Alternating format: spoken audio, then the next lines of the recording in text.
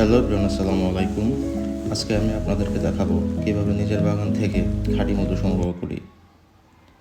আমাদের বাগানের মৌমাছিরা প্রতিদিন ফুল থেকে নেকটার সংগ্রহ করে এই ট্রাকগুলোতে জমা করে। কয়েক মাস পর পর আমরা সেই মধু সংগ্রহ করি। মধু সংগ্রহ করার আগে কিছু প্রস্তুতি নিতে হয়। মৌমাছিদের শান্ত করার জন্য ধোঁয়া ব্যবহার করা হয়, এতে তারা বিরক্ত হয় না। এদিকে বাগানে আসার পর আমরা দেখি আমাদের তেঁতুল গাছ থেকে তেঁতুল চুরি করতেছে স্কুলের কিছু ছাত্ররা। এটা হচ্ছে সেগুন গাছ। এই গাছে প্রায় 2 বছর আগে আরেকটা ভিডিও আমি বানিয়েছিলাম, আমার ইউটিউবে আছে, আপনারা দেখতে পারবেন। সেম জায়গা থেকেই আমরা ওই সময়ের মতো সংগ্রহ করছিলাম। তো এই দেখেন, এখন আমরা খুব ক্লোজলি শট নিচ্ছি রিক্সের মধ্যে, কারণ লাস্ট আরেকবার আমি মধু সংগ্রহ করতে গিয়ে অনেক মৌমাছির কামড় খাইতে হয়েছিল। তারপরেও এখন আবার ভিডিও করতেছি।